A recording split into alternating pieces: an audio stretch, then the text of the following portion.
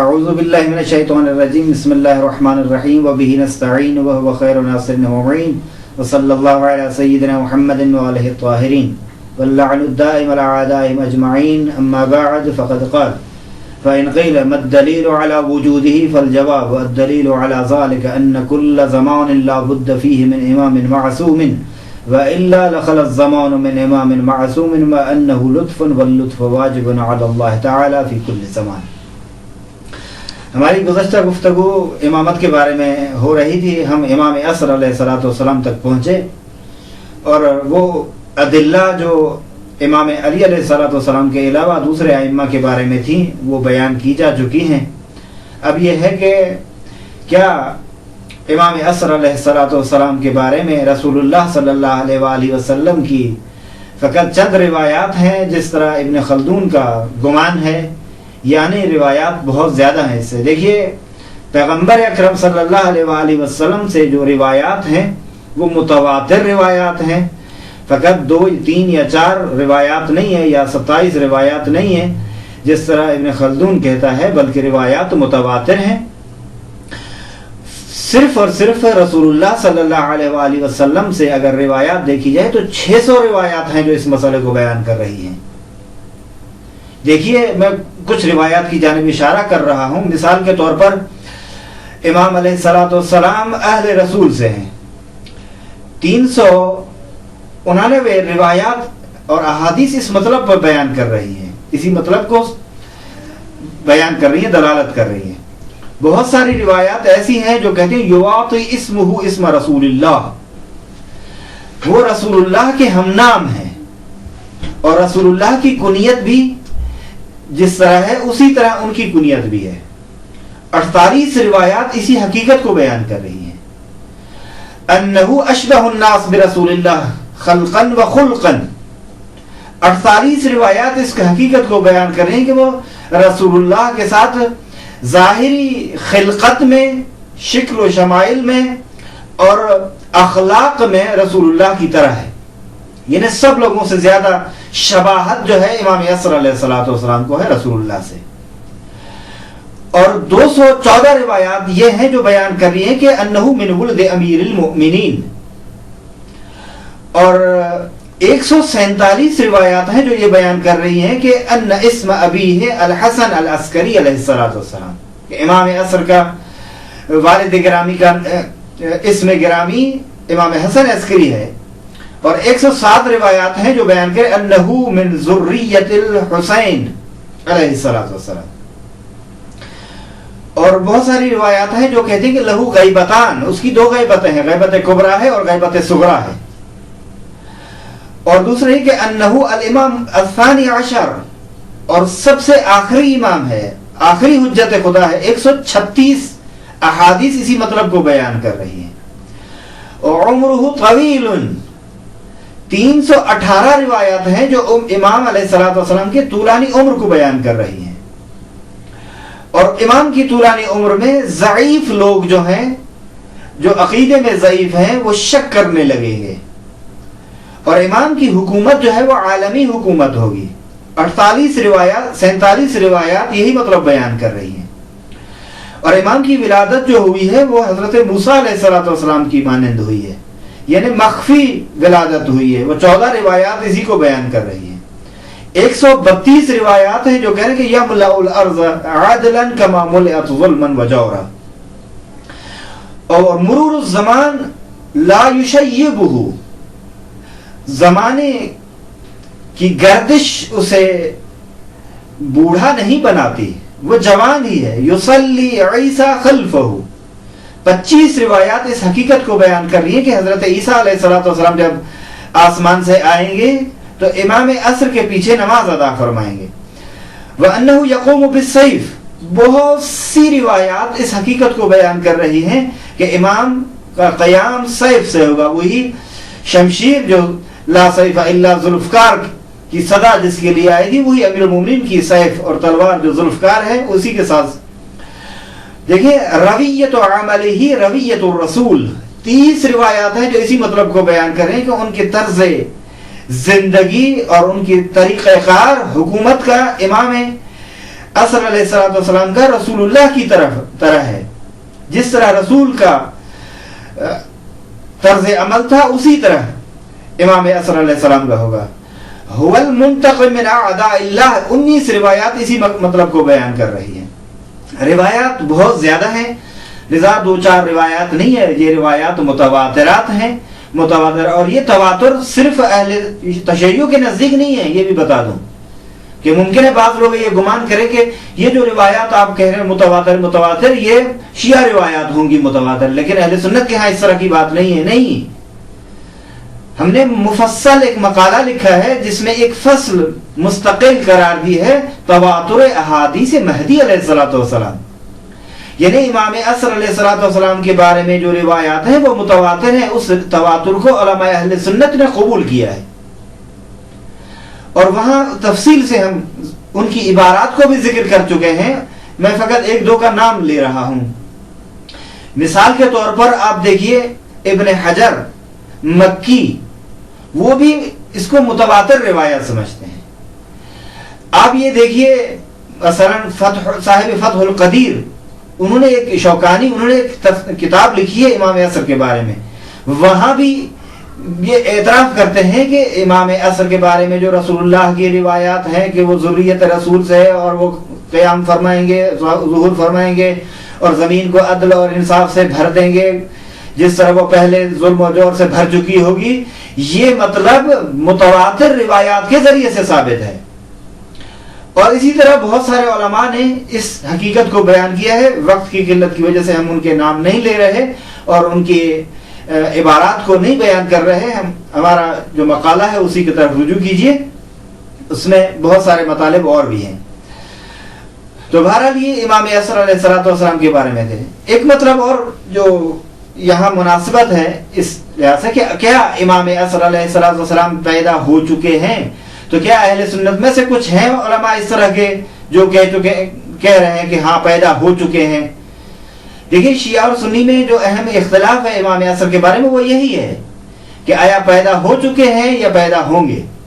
شیعہ نقطہ نظر یہ ہے کہ امام علیہ الصلوۃ والسلام 255 ہجری میں پیدا ہو چکے ہیں، اور اس وقت سے لے کر اب تک موجود ہیں، زندہ ہیں اللہ کے حکم سے اور اللہ کی قدرت کاملہ سے. لہذا جب اللہ حکم دے گا وہ ظہور فرمائیں گے. لیکن اہل سنت میں سے جو محققین ہیں وہ اس حقیقت کو بھی قبول کرتے ہیں کہ امام اثر علیہ الصلوۃ والسلام پیدا ہو چکے ہیں. مثال کے طور پر میں 1-2 کے نام بتاتا ہوں. دیکھیں الفصول المہمہ میں ابن سباق مالکی واضح لفظوں میں یہ بیان کرتے ہیں کہ امام علیہ الصلوۃ والسلام امام حسن عسکری کے فرزند ہیں، ان کی والدہ کا یہ نام ہے اور اس صدی میں پیدا ہو چکے ہیں. ان کی ولادت کی تاریخ یہ سب چیزیں بیان کر رہے ہیں. آپ وہاں دیکھیے پوری زندگی نامہ ہے امام علیہ السلام کے بارے میں. اور تبصرۃ و خواص الامہ میں سبت ابن جوزی بھی اسی طرح بیان کرتے ہیں. وہاں بھی آپ تفصیل سے دیکھیے گا. اور بہت ساری کتابوں میں اس حقیقت کو جو محققین علماء اہل سنت ہیں وہ آپ دیکھیے عقد الدرر میں بھی اس حقیقت کو بیان کیا گیا کہ امام علیہ الصلوۃ والسلام کی طولانی عمر پر جو اعتراض کیا جاتا ہے اس پر بھی اہل سنت کے متعدد علماء نے اس حقیقت کو بیان کیا ہے اور جواب دیا ہے کہ یہ اعتراض صحیح نہیں ہے، یہ اعتراض غلط ہے. کیونکہ دیکھیے کہ اللہ تبارک و تعالیٰ نے اپنے دشمن کو اتنی طولانی زندگی دی ہوئی ہے. وہ ابلیس جو دشمن انسان ہے، جو دشمن آدم ہے، جو دشمن خدا ہے، اس کو یعنی اللہ کی قدرت ہے کہ وہ جسے چاہے قیامت تک زندہ رکھے وہ رکھ سکتا ہے. تو جب اللہ اپنے دشمن کو اتنی عمر دے سکتا ہے تو کیا اس اللہ کی یہ طاقت اور قدرت سے باہر ہے کہ اپنے ایک ولی اور اپنی حجت اور اپنی طرف سے معین شدہ امام کو اتنی طولانی عمر نہ دے؟ حضرت عیسیٰ کے بارے میں آئیے. حضرت عیسیٰ کی طولانی عمر کو آپ دیکھ رہے ہیں کہ حضرت عیسیٰ ابھی بھی زندہ ہے. قرآن کریم کا واضح فیصلہ ہے اور علماء اسلام کا اجماع ہے کہ وہ ابھی بھی زندہ ہے. جب امام علیہ الصلوۃ والسلام ظہور فرمائیں گے حضرت عیسیٰ علیہ الصلوۃ والسلام پیچھے.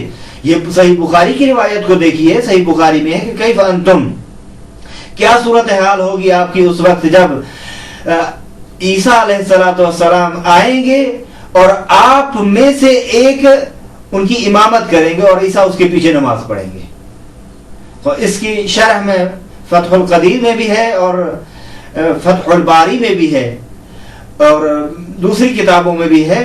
جس طرح فتح الباری میں ابن حجر عسقلانی اس حقیقت کو بیان کر رہے ہیں، اسی روایت کی شرح میں وہ کہتے ہیں کہ دیکھیں حق اور حقیقت یہ ہے کہ جو یہ نظریہ حق ہے، ثواب ہے کہ حجت خدا سے کبھی بھی زمین خالی نہیں رہتی. دیکھیے اب وہ الفاظ جو عین عبارت ہے وہ آپ وہاں دیکھیے گا، مطلب یہی ہے جو میں بیان کر رہا ہوں. لہذا وہ اس نظریے کو قبول کرتے ہیں. تو بس امام علیہ الصلوۃ والسلام کے لیے جو ہم کہتے ہیں کہ اب کیا دلیل ہے آپ کے پاس کہ امام زندہ ہے، ہم یہی عرض کر رہے ہیں کہ ہم اسی کو کہ زمانہ کبھی بھی امام معصوم سے خالی نہیں ہو سکتا.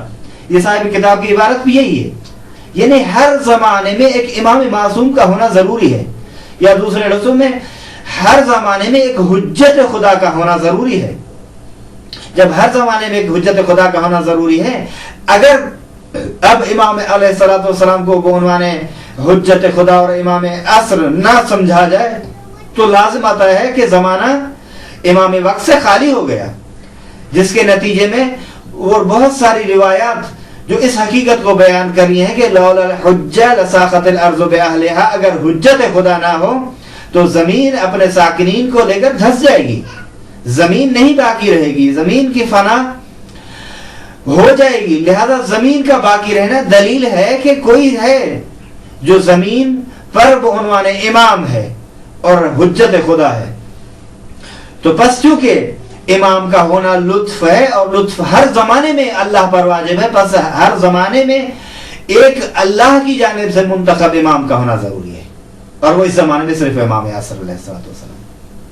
لہذا ان مطالب کو بیان کرنے کے بعد میں پھر طولانی عمر کے بارے میں مختصر سا عرض کرتا ہوں کہ دیکھیں فی نفس ہی ممکن ہے کہ امام طولانی عمر رکھتے ہیں. کیونکہ محال نہیں ہے عقلاً، یعنی عقل یہ حکم کر رہی ہے کہ طولانی عمر کا رکھنا محال عقلیہ میں سے نہیں ہے. ممکن ہے عادتاً کوئی یہ سمجھے کہ یہ ہوتا نہیں ہے اس طرح، لیکن خارق العادہ ہو سکتا ہے، ممکن ہے فی نفس ہی ہو سکتا ہے. لذا حضرت خضر کے بارے میں دیکھیے کہ وہ قرآن کا واضح فیصلہ ہے، وہ زندہ ہیں اور علماء اسلام کا اجماع ہے اس بات پر کہ وہ زندہ ہیں. جب حضرت خضر زندہ ہیں، حضرت عیسیٰ علیہ السلام زندہ ہیں، اور دشمن خدا جب ابھی تک زندہ ہے، ان کو کس نے یہ طولانی عمر عطا کی؟ اللہ تبارک و تعالیٰ نے، یعنی اللہ کی قدرت سے باہر نہیں ہے. تو بس اللہ کی قدرت میں یہ بھی ہے کہ وہ جب چاہے اپنے حجت کو، اپنی طرف سے منتخب شدہ امام کو جتنی بھی طولانی عمر دینا چاہے دے سکتا ہے.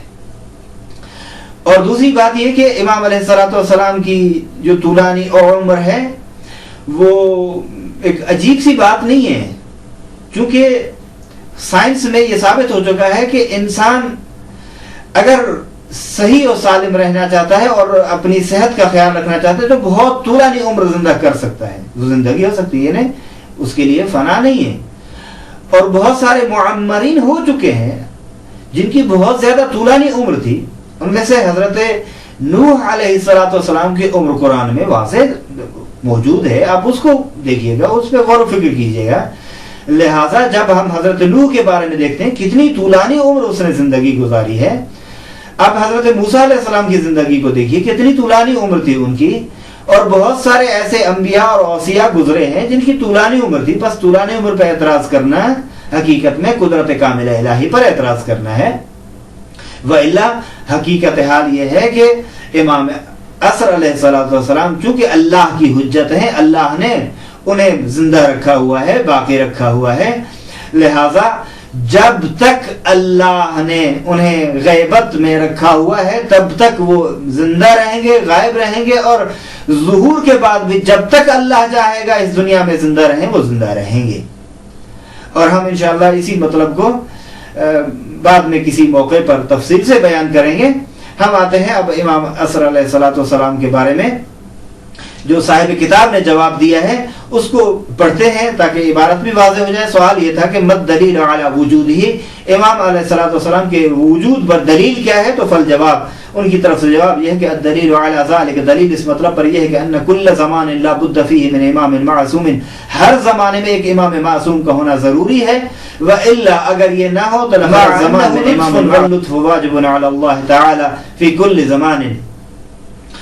بس اگر امام عصر علیہ الصلوۃ والسلام کو بعنوان امام معصوم نہیں مانا جاتا تو لازم یہ آتا ہے کہ زمانہ خالی ہے امام معصوم سے، اور در حالانکہ امام کا ہونا ایک لطف ہے، اور لطف ہر زمانے میں اللہ پر واجب ہے.